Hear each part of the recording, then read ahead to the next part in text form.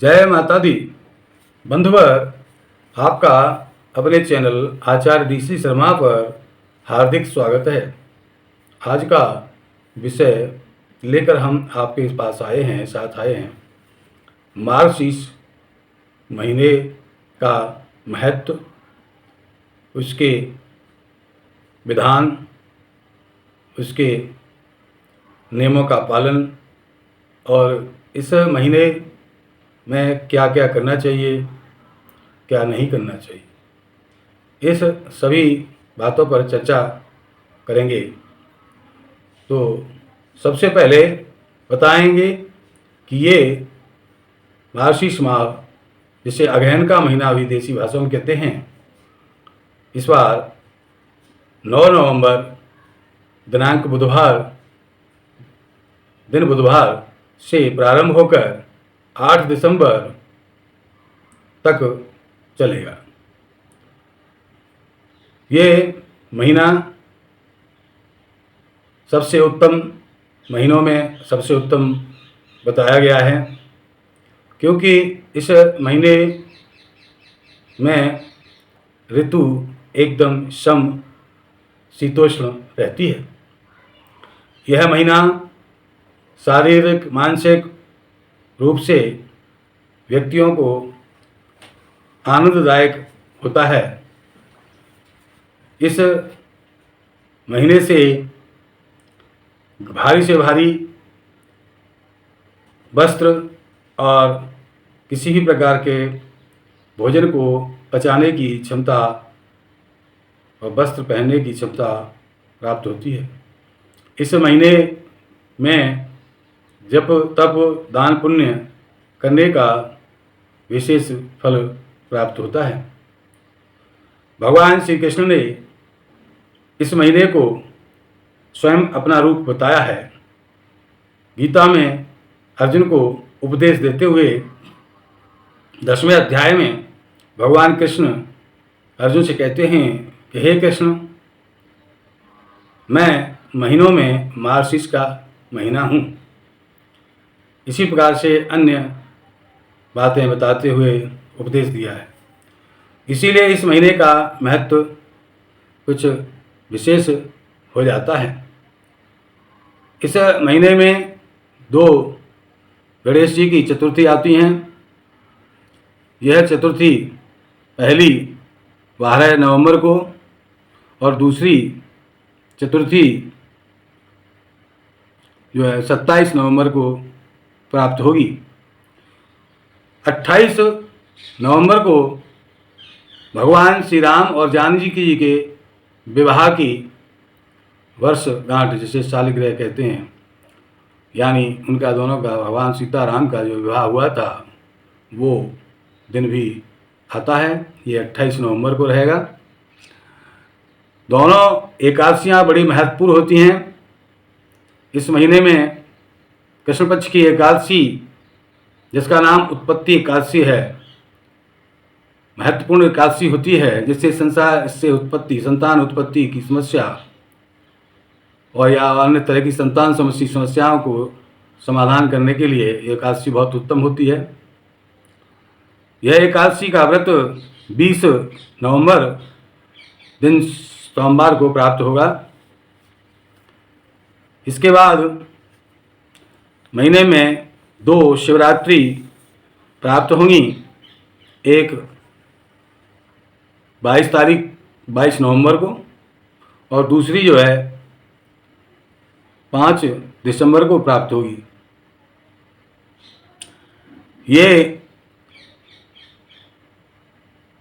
शिवरात्रियाँ या प्रदोष व्रत जो 22 नवंबर की है वह भौम प्रदोष नाम से रहेगी, जिसमें मंगल संबंधी या भाई बहन संबंधी समस्याओं को आप ठीक कर सकते हैं, दूर कर सकते हैं। और दूसरी सोम प्रदोष नाम से रहेगी, तारीख 5 दिसंबर को। इस में चंद्रमा से संबंधित और माता से संबंधित समस्याओं को आप दूर कर सकते हैं। इस प्रकार से इस महीने में आप विलोम अनुलोम व्यायाम करके, प्राणायाम करके अपने शरीर को, आँखों को और पेट को और मस्तिष्क को सही रख सकते हैं। इसके करने से ग्रहों को नियंत्रित कर सकते हैं। खासकर राहु की समस्या को आप शांत कर सकते हैं। सेहत के संबंध में यह महीना बहुत ही उत्तम है। किसी भी प्रकार के स्वास्थ्यवर्धक खान पान का आप प्रयोग करके अपने स्वास्थ्य को उत्तम बना सकते हैं। ये मार्गशीर्ष का महीना इस प्रकार भी और महत्वपूर्ण है कि इस महीने से सतयुग का प्रारंभ होता है। जब सतयुग का प्रारंभ हुआ था तो प्रथम महीना सतयुग का यही था। इसलिए भी भगवान को यह महीना बहुत प्रिय है। इसमें महीने में आप पूरे महीने भगवान कृष्ण का जप तप ध्यान पूजन करते रहते हैं तो बहुत ही शुभदायक होगा, बहुत ही फलदायक होगा। ये महीना पवित्र नदियों में स्नान के लिए भी शुभ माना जाता है, क्योंकि ये जो एकादशियाँ हैं इस महीने की, दूसरी एकादशी जिसका नाम मोक्षदा एकादशी है और वो हमें 3 दिसंबर को प्राप्त होगी। इस मोक्षदा एकादशी में इसका बहुत ही महत्वपूर्ण पर्व होता है, जिसे मार्गशीर्ष कहते हैं गांव में। ये मार्गशीर्ष का पर्व बहुत ही मोक्ष को देने वाला, पवित्र करने वाला, अनेक प्रकार के पुण्यों को प्राप्त करने वाला होता है। इस प्रकार इस महीने में मंगल कार्य भी प्रारंभ होते हैं। वृश्चिक की संक्रांति आते ही जो इस महीने की 16 नवंबर को प्राप्त होगी, वहाँ से उस मंगल कार्य प्रारंभ होने का समय आरंभ हो जाता है। विवाह कार्य आदि कार्य, मंगल कार्य सब करके आप कर सकते हैं। इस प्रकार इस महीने में देवपित्र अमावस्या आती है। देवपित्र अमावस्या भी इसी महीने के बीच में आती है। इस अमावस्या पर आप ब्राह्मण भोजन करा के पितरों को शांत कर सकते हैं। अमावस्या के दिन पितरों को स्नान करा के उन्हें प्रसन्न कर सकते हैं। पीपल का वृक्ष लगाकर पितरों को प्रसन्न कर सकते हैं। इस प्रकार ये महीना बड़ा ही पवित्र और महत्वपूर्ण हो जाता है।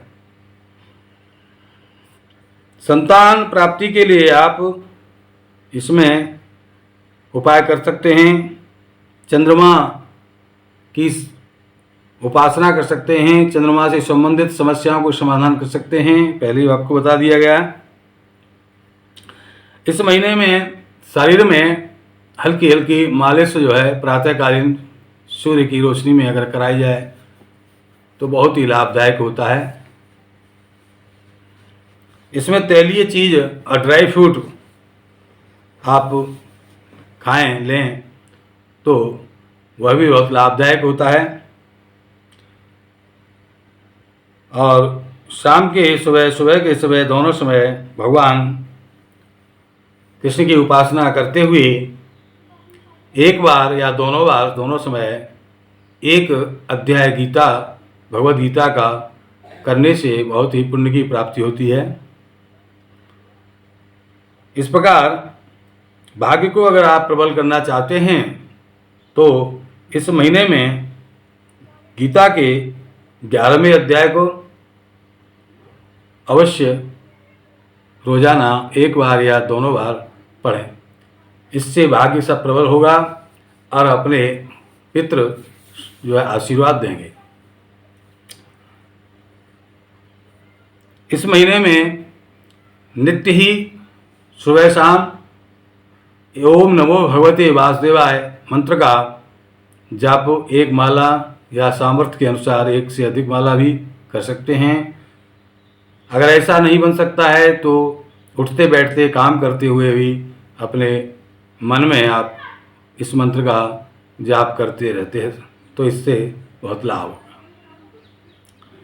इस प्रकार से आप इस महीने का भली भांति पालन करते हुए, शाकाहारी रहते हुए, अपने मानसिक रूप से, शारीरिक रूप से शुद्ध रहते हुए महीने को व्यतीत करते हैं तो अनेक प्रकार के शुभ फलों की प्राप्ति होगी, मनोवांछित फल प्राप्त होंगे। हमारा प्रोग्राम नियमित पाने के लिए आप हमारे चैनल आचार्य डीसी शर्मा को सब्सक्राइब करें, लाइक करें, शेयर करें। किसी भी प्रकार की समस्या समाधान के लिए निःशुल्क फ़ोन नंबर हमारा नोट करें 8630379775। जय माता दी, धन्यवाद।